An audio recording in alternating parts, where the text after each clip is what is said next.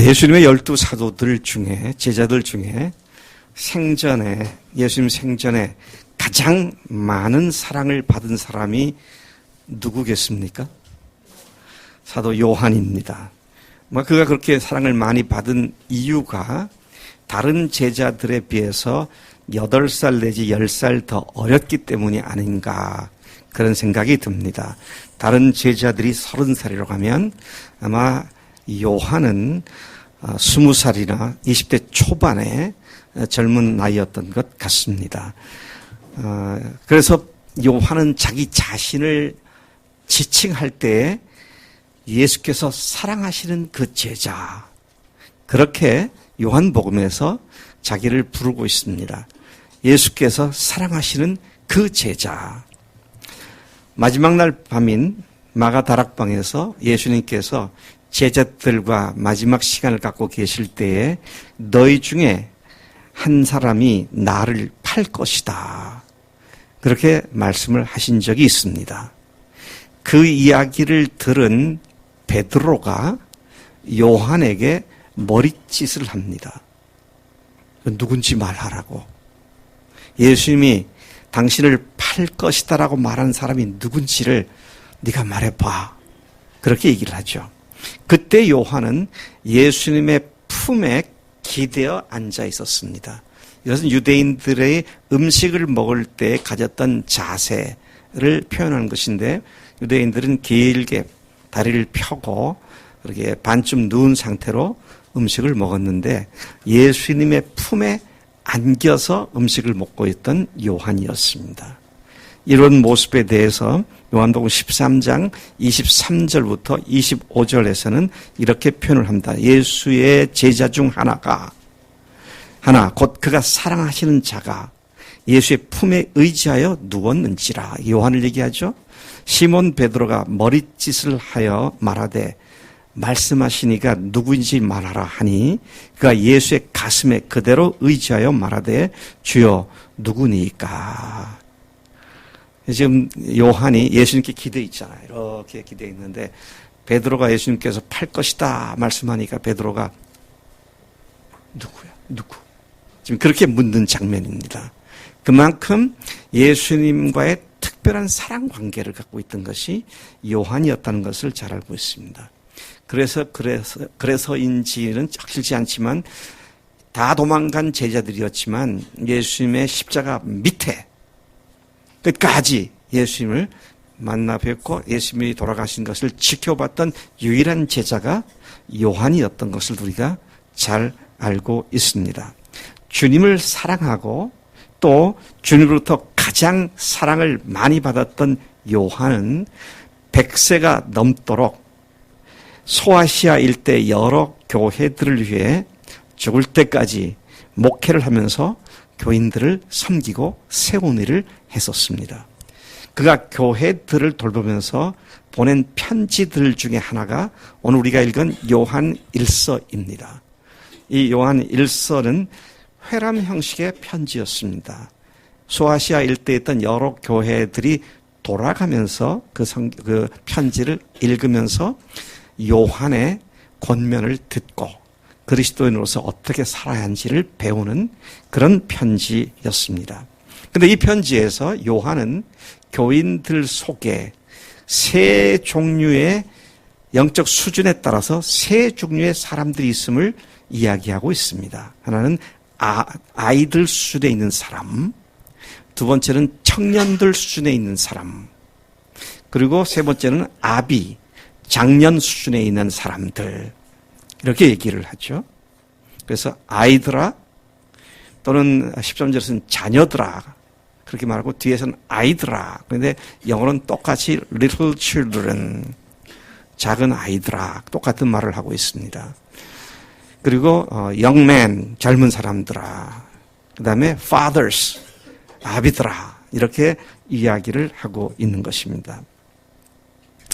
이 본문 말씀을 다시 읽어보면 2장 12절부터 14절까지에 이렇게 말하고 있습니다. 자녀들아, 내가 너에게 쓰는 것은 너희 죄가 그의 이름으로 말미암아 사함을 받았으며, 두 번째, 아비들아 13절입니다. 내가 너에게 쓰는 것은 너희가 태초부터 계신 이를 알았으며. 세 번째, 청년들아 내가 너에게 쓰는 것은 너희가 악한 자를 이기었음이라. 14절에서는 아이들아 내가 너에게 쓴 것은 너희가 아버지를 알았으며. 아비들아 내가 너에게 쓴 것은 너희가 태초부터 계신 이를 알았으며. 청년들아 내가 너에게 쓴 것은 너희가 강하고 하나님의 말씀이 너희 안에 거하시며 너희가 흉악한 자를 이기었습니다. 각각 그 성장 정도에 따라서 특징들을 언급하면서 세 종류의 사람들을 언급하고 있는 것을 봅니다. 여러분, 이 편지는 결코 불신자들에게 보낸 것이 아닙니다. 그의 목회적 돌봄을 받고 있는 믿는 신자들에게 쓴 편지입니다. 이 사실을 같은 요한 1서 지금 2장인데 5장에서 이렇게 말하죠. 내가 하나님의 아들의 이름을 믿는 너희에게 이것을 쓴 것은, 분명하게 믿는 자들에게 쓴 편지인 것을 밝히고 있습니다. 이것은 너희로 하여금 너에게 영생이 있음을 알게 하려 함이라. 사도 요한이 사역했던 주 1세기 후반부, 예수님의 부활 승천하신 지 5, 60년 밖에 안 된 그 짧은 시간에 이미 믿는 자들 가운데 자기에게 영생이 있는지 없는지도 모르는 사람들이 있었던 것을 봅니다. 그래서 믿는 너희들에게 내가 이것을 쓰는데 너희에게 영생이 있음을 알게 하려 함이다. 그렇게 말씀을 하시죠. 예수님의 죽으심과 부활의 의미가 한 세기도 지나지 않아서 벌써 의미가 흐릿하게 되고 있는 그런 모습도 우리 여기서 보게 되는 것입니다. 영적 성장의 수준이 각각 다른 사람들로 교회 안에는 있다라는 것이죠. 이처럼 죽으시고 부활하신 예수님을 나의 주님, 나의 하나님으로 믿고 마음속에 모신 사람들은 영적으로 아이 수준에 있는 사람은 청년 수준으로 성장할 필요가 있고, 청년 수준에 있는 사람은 성인 수준으로, 장년 수준으로 성장할 필요가 있기에 지금 이 말씀을 쓰고 있는 것입니다. 오늘 본문 말씀부터 시작하여 그리스도의 영적 성장에 관한 소중한 교훈을 성령께서 우리 주시는 이 복된 시간 되기를 축복합니다. 이 아이들, 청년들, 아비들에 대한 영적 상태를 다시 한번 잘 살펴보겠습니다. 이 각각 수준의 사람들이 어떤 특징을 갖고 있는가 하는 것이죠. 14절에서 아이들아 내가 너에게 쓴 것은 너희가 아버지를 알았으며 그렇게 말을 합니다. 13절에서는 자녀들아 너희가 죄사함을 받았다 그렇게 말을 하죠. 13절을 정확하게 다시 읽어보면 죄송합니다. 12절 보면 자녀들아 내가 너에게 쓰는 것은 너희 죄가 그의 이름으로 말미암아 사함을 받았음이니라. 영적으로 어린 상태, 아이에 있는 사람들의 특징은 드디어 죄사함을 받았다는 사실을 확신하게 된 사람들입니다. 여러분, 죄사함을 받고 이제는 구원받았구나, 영원한 생명을 얻었구나 하는 것이 어떤 수준이라고요? 아이 수준입니다. 제가 늘 거듭거듭 말씀드리지만 죄사함 받고 구원받는 것은 시작에 불과합니다. 이제부터는 성장하는 과정을 쭉 이어 나가서 청년이 되고 장년이 되는 그런 단계로 나가야 되는데 아이들의 첫 번째 특징이 두 가지로 얘기되고 있는데 12절에서는 죄사함을 받았느니라 그런 말씀이고요. 두 번째 특징은 너희가 아버지를 알았습니다. 그렇게 말을 합니다. 여기에 대조돼서 아비들에 대해서는 너희가 태초부터 계신 아버지를 알았습니다. 태초부터라는 말이 더 들어가 있는 것을 보게 됩니다. 그러니까 앞에서 말하는 아버지 하나님을 알았다는 것과 뒤에서 태초부터 계신 아버지를 알았다는 말은 수준에 굉장한 차이가 있는 것을 보여주고 있는 말씀입니다.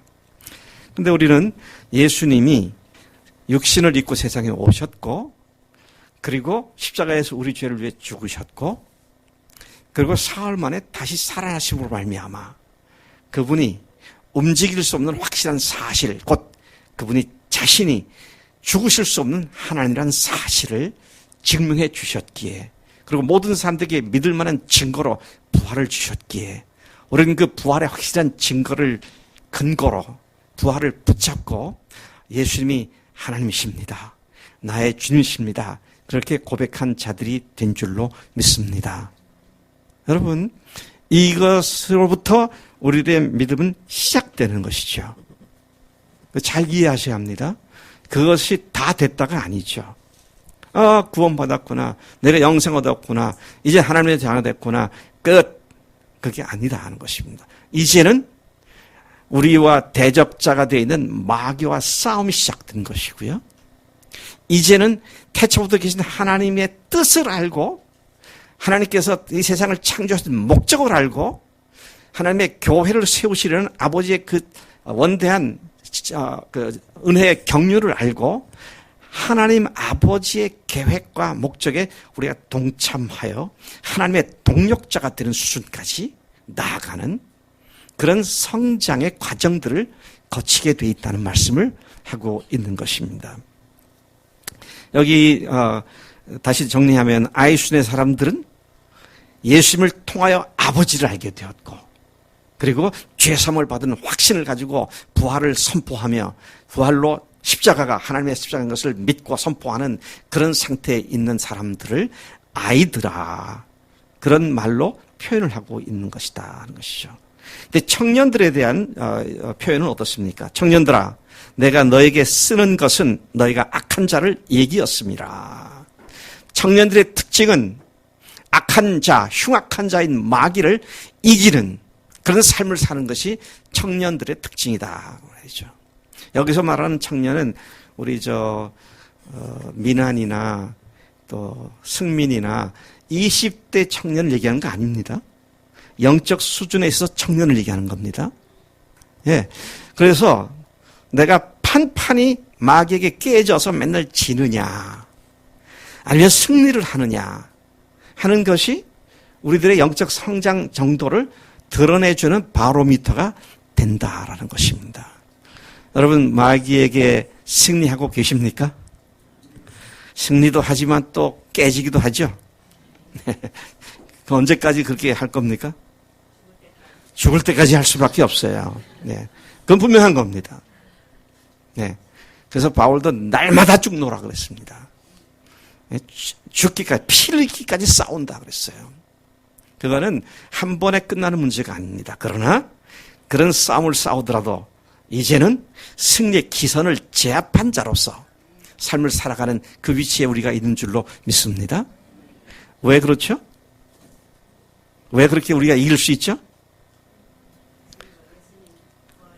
예수님의 십자가 부활로 마귀라는 놈을 작살냈잖아요.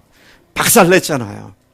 우리 옛날 이정희 목사님 절친이셨던 그 권혁봉 목사님이라고 조직 신학을 가졌던 그분이 늘 경상도 악센트를 가지고 예수께서 마귀의 대갈통을 박살냈다고. 네, 뱀이란 놈은 대갈통만 박살내면 끝나는 거잖아요. 네. 그래서 이게 머리가 박달났는데도 또 뱀이 또 꿈틀거려요. 꿈틀거리고 다리도 감을 수 있어요. No problem. 아무 문제 없습니다. 뭐 어떻게 할 수 없어요, 지가. 그렇기 때문에 제가 늘 표현하는 말이, 대갈통이 박살날 마귀를 뭘로 또 표현하죠? 네? 종이 호랑이. 네. 현수, 종이 호랑이 무섭지? 네? 종이로 만든 호랑이. 무섭지?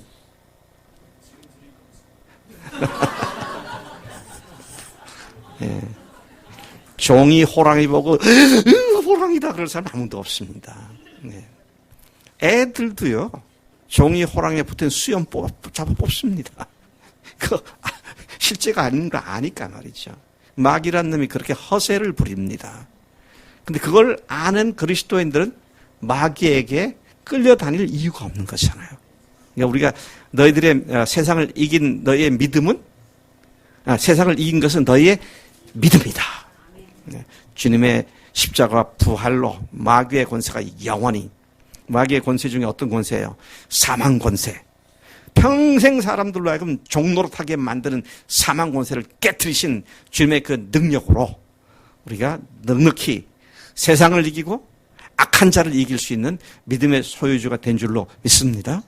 그러니 이제는 염려하지 않고 담대하게 앞으로만 달려가면 문제가 없는 것이죠. 청년 수준의 사람들의 승리의 비결은 십자가와 부활복음으로 견고해지고 강하게 서고 하나님의 말씀이 그 안에서 역사하는 데 승리의 비결이 있는 줄로 믿습니다. 여러분, 하나님의 말씀을 그래서 많이 마음에 받아두어야 돼요. 제가 어제 우리 청년들 모임에서 그런 얘기를 했습니다. 초대교회, 예루살렘 교회인들이 바울이 나가서, 베드로가 나가서 복음을 전하고 하루에 3,000명씩 회개를 하고 침례를 받았다. 그리고 그들이 집집이 모여서 뭘 했느냐? 사도들의 가르침을 받았다. 그 상황이 어떻겠느냐? 제가 설명을 했습니다. 부활하신 예수님이 하나님이라는 이 선포를 듣고, 그러면 우리가 어찌하겠느냐? 어찌할꼬? 하나님을 우리가 주었다는 얘기 아니냐? 그래서 회개하고 3,000명이 예수 믿은 뒤에는 사도들에게 달려들어서, 또 모일 수 있는 장소가 없으니까 집집이 모여가지고, 요한, 그때 예수님께서 부활하신 것을 당신도 직접 보았느냐고. 빌립, 당신도 예수님께서 배 위에서 바다와 바람을 잠잠게 하라고 호통칠 때 거기 있었느냐고. 그때 잠깐 좀 얘기해 보라고.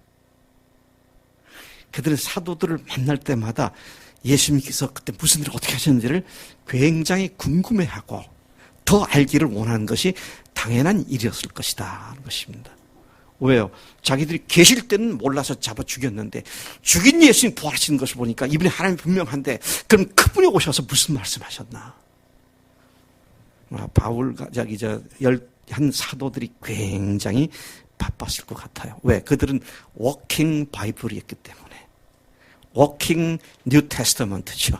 걸어다니는 신약 성경이었습니다. 아직 글로 안 써졌으니까. 그 사도들이 경험한 얘기를 듣는 것이 그 믿는 사람들은 굉장한 복된 시간이었죠. 여러분, 부활하신 예수를 만난 뒤에 정말로 우리가 관심을 가져야 할 건 뭐예요?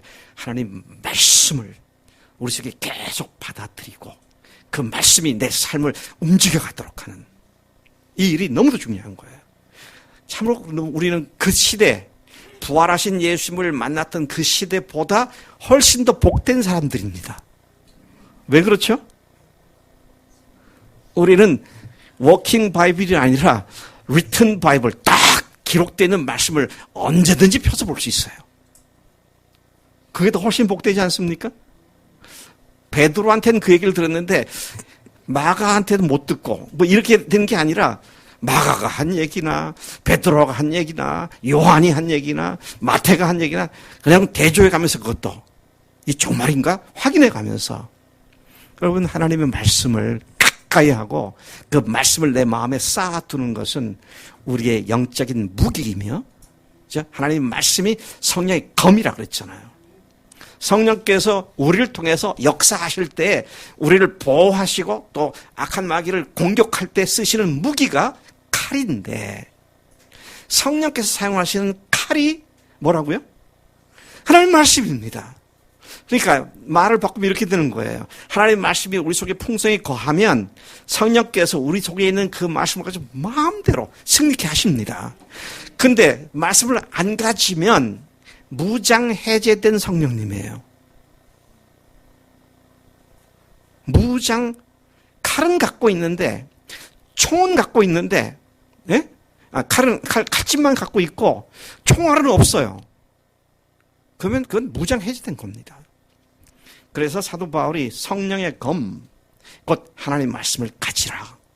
세상을 이기는 믿음은 하나님께 대한 믿음이고 부활신앙에 대한 믿음이고 실제적인 부활신앙이 삶에 적용되는 과정에서는 하나님께서 말씀하신 것들이, 주님께서 말씀하신 것들이 성령께서 생각나게 하시고 깨어닫게 하시고 그 말씀 앞에 굴복하게 하셔서 우리의 삶을 변화시키는 이 일을 통하여 우리가 강건해지고 또 우리가 믿음 안에서 승리를 누리는 그런 삶이 되는 줄로 믿습니다.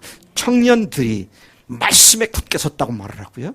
그래서 흉악한 자를 이겼다. 그렇게 말씀하지 않습니까? 그 다음에 이제 장년들로 해당되는 아비들을 보겠습니다. 아까 제가 말씀드렸죠. 아비들아, 내가 너에게 쓰는 것은 너희가 태초부터 계신 일을 알았으며, 그냥 아버지를 알았으며, 초신자, 어린아이들에게는 아버지를 알았으며 그랬는데 여기는 태초부터 계신 일을 알았습니다. 그랬습니다. 아비순의 사람들은 하나님 자신을 분명하고 체험적으로 아는 자들입니다. 머리로 이해하고 그렇습니다, 믿습니다, 이게 아니고요. 하나님의 말씀을 구체적으로 체험하며 믿고 있는 사람들입니다. 말씀대로 삶으로 말미암아 그 말씀이 실제로 어떻게 하나님 말씀이 1.1에 틀림없는 진리의 말씀인지를 경험하고 사는 사람들. 이런 사람들이 영적 아비순에 있는 사람들이다. 근데 이 사람들이 어떤 사람들이냐? 창세 전부터 하나님께서 계신 것과 그분이 가지셨던 꿈과 계획이 무엇인지를 알고 그 하나님의 계획 속에 나 자신을 헌신해서 나도 하나님의 동력자로서 내 자신을 드린. 그래서 오늘 우리가 우리 자신을 꺼서 사명자라고 말하죠. 복음의 사명자이고 교회를 세우는 사명자이고 창세 전부터 하나님께서 꿈꾸셨던 그 하나님의 꿈을 나를 통해서 이루시기 위해서 나를 부르셨다는 사실을 알고 주님, 제가 주님의 교회를 섬기고 세운 일에 쓰임받기를 원합니다. 왜 그게 그렇게 중요합니까? 창세 전부터, 태초부터 하나님께서 그 꿈을 가지셨는데 왜 하나님께서 그 꿈을 가지셨어요? 예수님 부활 승천하셔서 죽으시고 부활하시고 승천하신 뒤에 이 세상에는 예수님께서 육체로 안 거하십니다. 근데 교회를 두셔서 교회를 일컬어 그리스도의 몸이라고 그랬어요. 몸은 눈으로 보이는 겁니다. 교회가 그리스도의 몸으로서 세상 사람들이 다 볼 수 있는 게 교회예요. 교회가 교회다워져서 정말로 교회 속에 주님이 머리가 되셔서 교회 지체들이 주님 머리 되신 주님께 순종하며 교인들 서로 간에 서로 새로운 새 계명을 주신 대로 사랑하는 그런 공동체가 이루어질 때에 안 믿는 사람들이 교회를 보고 하늘에 계신 아버지께 영광을 돌리고 너희가 그리스도의 제자인 줄 알리라. 그렇게 마셨기 때문에 예수님 부활 승천 이후 오늘까지 복음이 전해진 것은 바로 교회들을 통해서 이루어져 왔는데 오늘 우리에게 교회가 정말 교회다운 모습을 보이고 있느냐 하는 문제에 대해서 너무 아픈 마음을 금할 길이 없다는 것을 봅니다. 이 본문에서 요한이 1차적으로 제시하고 있는 것은 교회 안에는 영적 수준이 각각 다른 사람들이 있다. 근데 십자가 부활로 하나님이시구나. 예수님이 하나님이시구나. 그 하나님 보내신 아버지가 나의 아버지시구나. 이것을 믿고 알고 말씀에 굳게 서서 악한 자를 이기는 청년 수준으로 그리고 이제는 말씀을 실제적으로 경험함으로 말미암아 그 말씀이 어떻게 진리인지를 구체적으로 확신하는 그리고 담대하게 살아가는 영적 아비수된 삶들로 성장하도록 이 말씀을 기록하신 줄로 믿습니다. 제가 이 문제를 조금 더 설명을 드리겠습니다. 하나님께부터 난 자들입니다. 어린아이도 그렇고요. 청년 수준도 그렇고 아비수된 사람들도 모두가 다 하나님께로부터 난 자들입니다. 요한복음 1장 12, 13절이 이것을 분명히 말하고 있죠. 영접하는 자, 곧 그 이름을 믿는 자들에게는 하나님의 자녀가 되는 권세를 주셨으니 이는 혈통으로나 육적으로나 사람의 뜻으로 나지 아니하고 오직 하나님께로부터 난 자들이니라. 여러분, 우리가 예수를 믿고 구원받는 것은 지식을 가짐으로 말미암아 뭔가 깨달음으로 말미암아가 아닙니다. 하나님께서 우리를 새로운 생명으로 다시 태어나게 하시는 줄로 믿습니다. 옛사람이 죽고 새로운 사람으로 다시 태어나는 이 일은 복음을 통해서 이루어지만 그 복음을 통하여 성령께서 우리로 하여금 예수님과 함께 내가 옛사람이 죽었구나. 예수님과 함께 그분이 부활하실 때 나도 그분과 함께 새로운 사람으로 다시 태어났구나. 이 사실을 성령께서 깨닫게 하시고 역사하심으로 말미암아 우리가 그런 사실을 믿고 구원의 확신 가운데 들어가는 것을 믿습니다. 여러분, 자칫 잘못하면요, 우리의 구원이 공식화가 될 수 있어요. 이 구원파들이 대표적인 그 예죠. 논리적으로 탁 따져가지고 이렇고 이러니까 이렇고 이래서 이렇다. 그러니까 이렇게 됐으니까 구원받았다. 그거는 지식이에요. 공식이에요. 우리를 구원하는 공식이 아닙니다. 뭐예요? 하나님 자신입니다. 인격체이시고 사랑의 하나님께서 우리를 구원하시잖아요. 뭘 통해서? 복음을 통해서. 누구를 통하여? 성령님을 통하여. 그래서 삼위일체 하나님의 역작품이 우리 한 사람 한 사람이 하나님의 아들과 딸로 태어나는 겁니다. 하나님 전부를 걸고 우리를 자녀로 태어나게 하셨다는 말씀인 것이죠.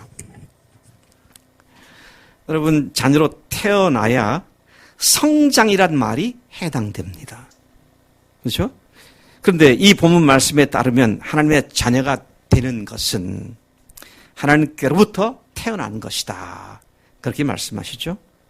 마음을 고쳐먹거나 일련의 교육을 통해 지식을 가짐으로써가 아니라 하나님으로부터 출생해야 한다는 말인 것입니다. 구원은 출생의 문제이지 지식과 이해와 바른 마음을 가지는 문제가 아니라는 말씀입니다. 태어났느냐 아느냐 그것이 아느냐 모르느냐 이런 문제가 아니다라는 것이죠. 예수님의 목숨을 대가로 지불하고 우리를 죄에서 구원해 주신 그 예수님을 우리의 인생의 주인으로 영접함으로써 우리는 하나님의 자녀로 태어나게 된 줄로 믿습니다. 이러한 영적 출생은 먼저 믿은 사람들의 엄청난 수고를 통하여 성령께서 역사하심으로 말미암아 이 출생이 가능한 일인 것입니다. 이와 관계돼서 사도 바울은 고린도 교회에게 이렇게 말을 합니다. 고린도전서 4장 15절에서 이렇게 말하죠. 그리스도 안에서 1만 스승이 있으되 아버지는 많지 아니하니 그리스도 예수 안에서 내가 복음으로써 너희를 낳았음이라 그렇게 말을 하고 있습니다. 복음으로 내가 너희를 낳았다. 어떻게 그들을 사랑해서 그들을 참아주고 기다려주고 변화되고 하는 이런 일이 가능했느냐 그럴 때 해산의 수고를 했기 때문이다. 그렇게 말을 합니다. 갈라디아서에 유대 개종자들이 와서 할례를 받아야 한다라고 하는 이야기로 사람들을 혼란스럽게 만들었을 때 그래서 거기에 헷갈리고 있는 갈라디아 교인들에게 바울이 쓴 편지가 갈라디아서입니다. 근데 거기에서 그는 굉장히 강한 말로 그 문제를 지적합니다. 우리가 전한 복음 외에 다른 복음을 전하는 자들이 있다면 그것이 천사라 할지라도 저주를 받는 것이 마땅하다. 그렇게 얘기를 했는데요. 그래서 헷갈리고 있는 그 교인들을 향해서 갈라디아 4장 19절에서 뭐라고 말하면 나의 자녀들아 너희 속에 그리스도의 형상을 이루기까지 다시 너희를 위하여 해산하는 수고를 하노라. 그러니까 복음을 전하고 그 사람들이 주변에 바로 서는 그 과정을 해산에 비유하고 있는 것이죠. 우리 요아실에 진혜림 자매가 있나요? 친정 가서 안 왔어요 아직? 네. 여기는 지금 임산부가 없네. 그래서 최근에 아기 엄마가 된 주연 자매한테 물어봅시다. 해산이 가까웠을 때 겁이 나지 않았어요? 왜 겁이 났죠? 아플까봐. 여자들에게 최대의 긴장을 자아주는 거 아마 해산의 고통일 거예요. 예. 그건 틀림없이 엄청난 고통이 있는 거니까요. 근데 참 은혜롭게도 우리 주연자매는 또 은혜를 많이 받아서 해산 고통을 많이 하지 않고 애를 낳아가지고 앞으로 많이 날 것 같아. 해산 고통 몰라가지고.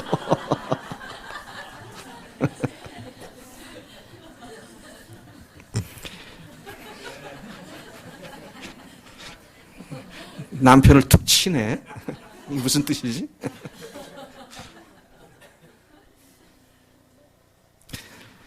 해산의 고통, 저도 모릅니다. 남자니까 모르죠. 근데 여자들이 애 낳고 나서는 다시는 안 낳는다고. 너무 고통스러우니까. 근데 어떤 사람이 그러더라고요. 그런데 여자들이 머리가 나빠서 또 잊어버리고 또 낳는다고.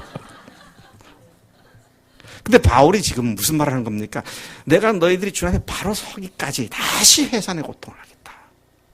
참 제가 이런 얘기를 들을 때 참 마음이 감동이 되기도 합니다. 오후에 우리 이은혜 자매 간증 중에 한 토막이 그런 게 나오더라고요. 네. 자매가 섬기는 자매가 병원에 가서 치료를 받는데 아들이 그 3살짜리 아들이 3시간 동안 돌봐줬다 그러더라고요. 근데 얘가 상당히 액티브한가 봐요. 그냥 화분에 있는 복도에 있는 화분에 있는 자갈돌도 갖다 탁 뿌리고 물 받아가지고 거기다 탁 던지고 얼음 받아가지고 또 쏙 붓고 3시간을 진땀을 뺐던 모양이에요. 네. 이따 들어봅시다. 뭐라고. 이제 하여튼 저는 간단히 얘기하는데요. 근데 박지숙 자매가 예수님을 확실하게 주님으로 영접하는 기도를 다시 했다고. 맞죠? 네. 3시간 해산 고통하고 전에 믿는 마음을 갖긴 했지만 확실하게 딱 그렇게 했다고 말이죠. 제가 이 얘기를 왜 하냐면요. 영혼을 구원하는 것은 옛사람이 죽고 새람으로 태어나서 다시 태어나는 건 성령께서 하십니다. 근데 그 일이 복음을 통해서 하는데 그 복음을 전하는 일은 우리가 하는 것이잖아요. 그래서 그 대가 지불이라고 하는 것이 참으로 어려우면서도 가치 있는 그런 것이라는 사실을 우리가 확인하게 되는데 아비 수준에 있는 사람들이 바로 이런 일을 하는 사람들이다. 영적 재생산을 해서 다시 내가 전도해서 예수 믿은 그 사람들이 잘 성장할 수 있도록 돌보는 이런 사역을 하는 수준에 있는 사람들이 바로 아비 수준에 있는 사람들이다. 그렇게 말을 하시는 거죠. 우리 교회 파이어니어셀에서 5 형제 자매들이 마디를 지금 시작해서 나름대로 마디 속에서 영혼들을 섬기고 돌보는 것이 얼마나 귀한지를 기쁨으로 새롭게 경험하고 있는 그런 간증을 많이 듣게 됩니다. 여러분 지난주에 지극히 선한 것을 분별하여 그랬잖아요. 내가 구원받고 내가 좋고 내가 주 앞에 잘 되고 이거 차원이 다른 얘기입니다. 다른 영혼들이 주 앞에 세워지는 이런 것들을 실제로 경험하는 그런 하나님의 사람들이 갖게 되는 지극히 선한 것으로 말미암는 기쁨과 보람과 가치 이런 것들은 무엇하고도 바꿀 수 없는 소중한 것이다 라는 것을 말씀을 드리고 있는 것입니다. 베드로도요. 새로 믿은 사람을 뭐라고 하시면 갓난 아이들 같이 순전하고 신령한 젖을 사모하라. 이로 말미암아 너희로 구원에 이르도록 자라게 하려 합니다. 그래서 우리는 세상에 태어나는데 무엇 때문에 태어나는가? 여러분 사람이 왜 세상에 태어납니까? 굉장히 철학적인 질문인 것 같죠? 단순한 얘기입니다. 왜 태어나요? 네?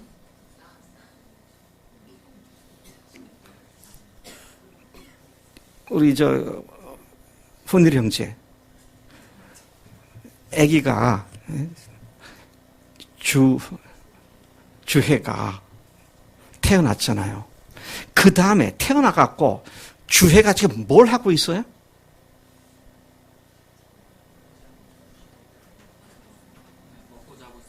왜 그래요? 자라나기 위해서입니다. 그걸 아주 제가 유식한 영어로 지금 얘기한다면 born to growth예요. 자라기 위해서 태어나는 겁니다. 그렇죠? 지금 우리 훈일 형제나 주연 자매가 주혜한테 너 이거 해 저거 해 내가 기대하고 있으니 이거 해야 돼 그런 말 안 하잖아. 그냥 잘 먹고 잘 싸고 잘 자고 그거는 최고지. 지금 자라기 위해서 태어나는 겁니다. 태어났는데 안 자란다. 이건 보통 문제가 아닙니다. 그래서 여러분 태어날 때 아기가 몇 킬로그램이었나 이런 걸 산모들한테 많이 묻잖아요. 주애가 몇 킬로였어? 3.4킬로. 네, 3.4킬로면 굉장히 건강한 편인데 네. 지금은 얼마가요? 6.3킬로? 오, 많이 자랐네요. 3.4킬로인데 지금도 3.4킬로이면 큰 문제잖아요. Born to growth. 성장하기 위해서 태어난 겁니다. 여러분, 어린아이로 태어나서 어린아이가 잘 먹고 잘 싸고 잘 성장해서 청년이 되고 청년이 또 자라가고 아비가 되고 어미가 되고 이거는 아주 지극히 자연스러운 당연한 과정이지 노력하고 되는 게 아니라고 있습니다. 태어났으면 그다음에 자라게 돼 있어요. 근데 이제 자라는데 어떻게 자라느냐, 비실비실 자라느냐, 틈심틀심 자라느냐 이런 차이는 있죠. 그래서 교회가 있고 믿음의 선배들이 있고 부모들이 있고 서로 위해서 기도해주고 그래서 영적으로 계속 잘 성장할 수 있도록 격려해주고 하는 이런 일이 필요한데 오늘 우리가 분명한 것은 갓난아이로 태어났으니까 됐다. 아, 좋다. 이제 끝났다가 아니라 시작이다 하는 것이죠. 5살짜리 꼬마아이를 5살 너무 또 나이가 큰가? 4살짜리 꼬마아이를 데리고 엄마 아빠가 아주 좋은 레스토랑에 가서 식사를 한번 먹으려고 집을 나섰어요. 그리고 외식을 하니까 또 애한테 옷도 잘 입히고 그 나오다가 집 앞 대문 앞에서 넘어졌어, 애가. 그래서 이게 흙탕물 다 묻었어요. 그럼 어떻게 해야 합니까? 다시 집에 들어가서 씻기고 새 옷을 갈아입히죠. 근데 애가 해보니까 내가 넘어지니까 또 씻겨주고 새 옷 입혀주네, 좋다. 그래서 일부러 와서 또 넘어집니다. 그 말이 안 되죠. 우리가 그러고 있지는 않느냐는 거예요. 성장해야 하는데 그냥 거기에서 맴돌고 있는 이거는 하나님의 근심거리가 되는 거예요. 우리가 장성해야지. 그래서 제가 조금 우스갯소리로 인용을 해보면 서당계 3년이면 붕어를 읊는다. 식당계 3년이면 라면을 끓인다. 그랬잖아요. 이를테면 웃기는 말로 개들도 3년 정도만 들으면 뭘 좀 안다 이 말 아닙니까? 여러분 예수 믿고 교회 다니시 몇 년 되셨어요? 청년 수준이십니까? 아비 수준입니까? 아직도 아이 수준이십니까? 이건 바로 태어났으면 자라나는 건 자연스러운 것이고 교회가 있고 목사가 있고 목장이 있고 뭐 주일학교가 있고 하는 이유가 잘 성장하도록 돕기 위해서 있는 거잖아요. 더더구나 주님의 기쁜 교회를 다닌 지 얼마 되셨어요? 우리 다은 자매는 이제 1년 반 넘었지 이제. 이제 내가 누구한테도 부활로 복음을 전할 수 있어? 아이, 훨씬 걔하고는 비교가 안 되지.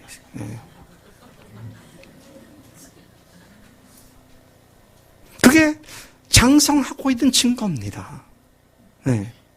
그리고 영혼들을 책임지고 돌볼 수 있는 그 상태가 바로 아비 수준의 상태다. 그렇게 말하고 있습니다. 성장한 사람의 또 다른 특징이 있다면 히브리서가 그걸 잘 말해주고 있습니다. 뭐라고 말하고 있느냐면요. 히브리서 기자는 영적으로 어린 상태에 머물러 있는 자들에게 그리스도의 도의 초보를 버리고 그에까지 자라가라고 다음같이 책망조로 말을 합니다. 이게 뭐 기분 좋게 잘 얘기하는 게 책망조 얘기를 하고 있어요. 히브리서 5장 12절. 때가 오래되었으므로 너희가 마땅히 선생이 되었을 터인데 너희가 다시 하나님의 말씀의 초보에 대하여 누구에게서 가르침을 받아야 할 처지이니 단단한 음식은 못 먹고 젖이나 먹어야 할 자가 되었도다. 이게 2000년 전 히브리서의 수신자들의 상태였으면 너무 좋았겠어. 근데 이 얘기를 들으니 오늘 우리의 상태가 똑같은 것이 아닌가. 이게 마음이 아픈 거죠. 자, 여기에서 이 히브리서 기자는 성장한 이야기를 음식 먹는 것에 비유했는데 어린아이들은 젖이나 먹고 단단한 음식을 먹지 못한다. 장성한 사람은 의의 말씀을 경험한 자로서 단단한 음식을 먹는 자다. 이런 표현을 지금 하고 있는 것입니다. 젖 먹는 것, 여러분 편하죠. 빨면 되잖아요. 근데 고기 먹는 건 씹어야 되잖아요. 소화도 시켜야 되고요. 근데 지금 히브리서 기자가 너희들이 믿은 지가 언제가 됐는데 아직도 젖이나 먹고 단단한 음식을 먹지 못하느냐. 그러면서 계속 6장 가서 보면 이렇게 말을 합니다. 6장 1절에 그러므로 우리가 그리스도의 도의 초보를 버리고 죽은 행실을 회개함과 하나님께 대한 신앙과 침례들과 안수와 죽은 자의 부활과 영원한 심판에 가는 교훈의 털을 다시 닦지 말고 완전한 대로 나아갈지니라.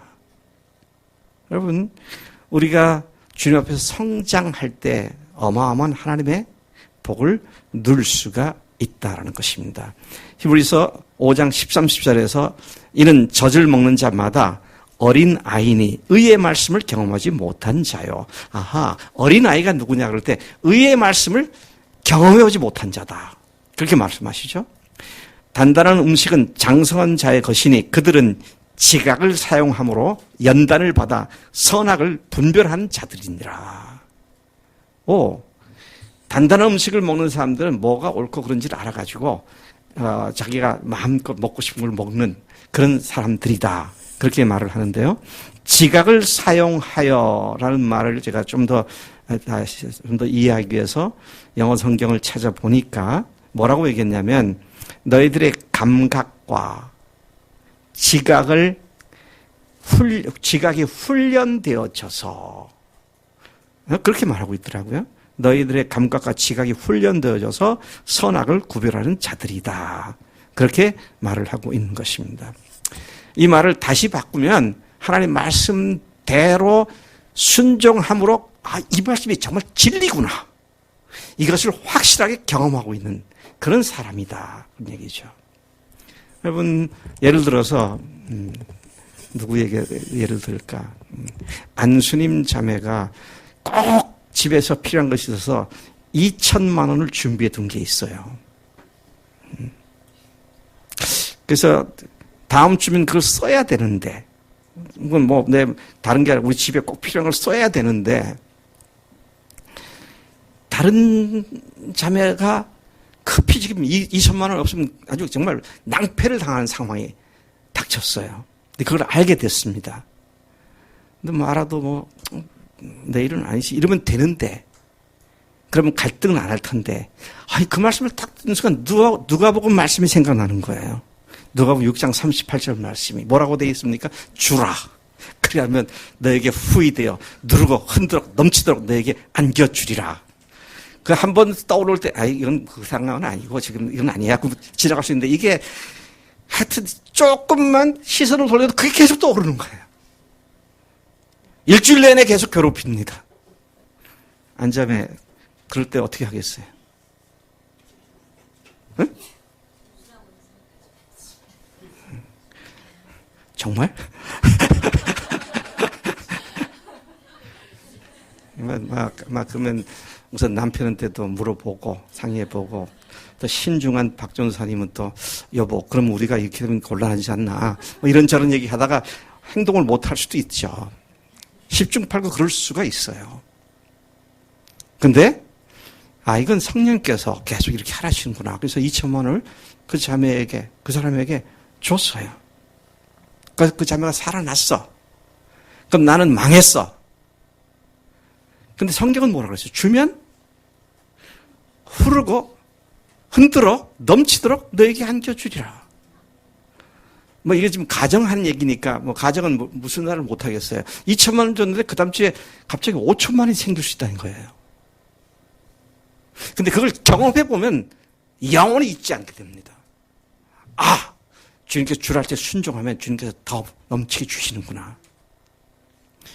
저는 제가 군대를 제대하고 또 대학원 진학을 해서 공부하다가 신학교를 가라 주님께서 말씀하셔서 신학교로 내려왔습니다. 내려올 때 도저히 경제적으로 타산이 안 맞았어요. 벌써 그때는 식구가 아들 하나, 딸 하나, 와이프 하나. 같이 네 식구가 있었고, 내 등록금이 있어야 되죠.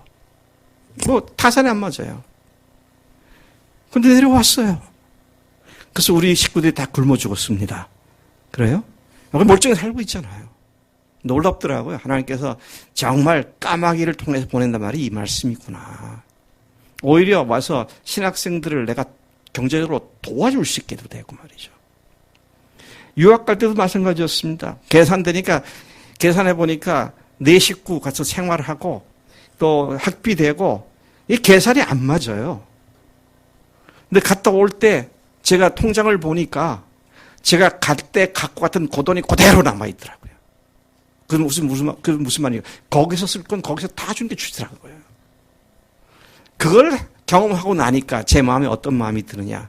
아, 주님이 하시라는 일이라면 그걸 하기 위해서 돈이 얼마나 필요할까를 계산하지 말자. 그냥 하라시면 그대로 하자. 제가 이 책 번역하라 그래가지고 구복기 번역하라 그래서 번역 출판하고 있잖아요.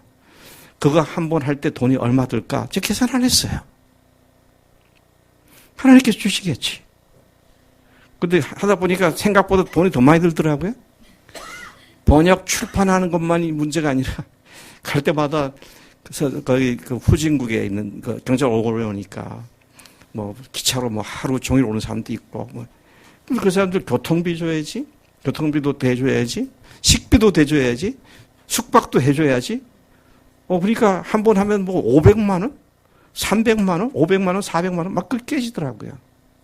근데 희한한 건 하나님께서 그걸 또 다 채우셔요. 뭐 제가 늘 생각합니다만은 내가 남아있는 거 가지고 뭐 할 거냐. 거기 다 써야지. 근데 이번에 미국 갔더니요. 제가 너무 놀라운 경험을 했는데 그 제 아들 목회하는 교회에서 제가 부흥회를 했거나 그런 거 아니었습니다. 그 교회 당을 빌려가지고 세미나를 했고요. 저하고 미국에 있는 감신대 총장했던 친구랑 했고 그 교회에서는 토요일날 오전에 새벽 예배 때 인도하고 주일날 낮 예배 때 1부, 2부, 3부 그 설교가 그게 전부예요. 근데 엊그제 전화가 왔어 제 아들한테서 아빠 뭐 좀 물어볼 게 있다고 그 뭐 얘기해봐 그랬더니 뭐라 그런지 아세요? 우리 교인 중에 누가 무명으로 아빠한테 선교 헌금을 했다고 얼마냐 그랬더니 얼마겠어요? 응? 얼마? 5,000불을 했다고 그러더라고요. 저는 뭐 전혀 생각도 안 했던 일입니다. 주님이 일을 하시는 거예요. 경험을 하고 나니까, 의의 말씀을 직접 경험하고 나니까, 아, 이게 말씀대로 되는 거구나. 논리적으로 생각하면 안 돼요. 그럼 망해. 근데 하니까 하나님께서 여기서 하시는 거 보잖아요.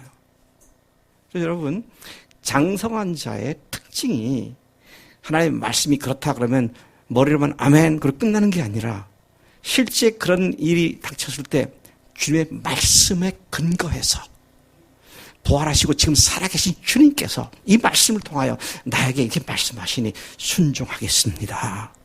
그럴 때 전혀 차원이 다른 그런 영적 경험들을 하게 되고 그래서 주변 사람들에게 강력한 간증을 통해서 주님의 진리를 선포하게 되고 이런 것들을 할 수 있게 되는 것이다 하는 것이죠. 주님은 믿음 안에서 성장한 자가 되라고 말씀하십니다. 그 장성함은 분별력과 또 실제로 믿음으로 말씀에 순종하는 일과 악한 마귀를 가볍게 이겨버리고 승리하는 삶으로 나타나며 창세 전부터 하나님 속에 품으셨던 그 창조의 목적과 섭리를 이해하고 자신을 그 하나님의 뜻을 이루는 데 헌신하는 삶을 사는 것으로 나타나게 되는 것이다. 것이죠. 믿음이 성장한다는 말은 복음의 진리 안에서 행하는 것과 직결됩니다. 절대로 지식이 늘어나는 것이 성장이 아닙니다. 참 조심하세요. 여러분, 지식은 제가 하는 말 아니에요. 성경에서 지식은 사람으로 어떻게 하게 한다? 교만하게 한다 그랬습니다. 내가 너보다 더 많이 알아. 넌 이거 모르지. 수준 낮은 아무개야. 그거 아니고요.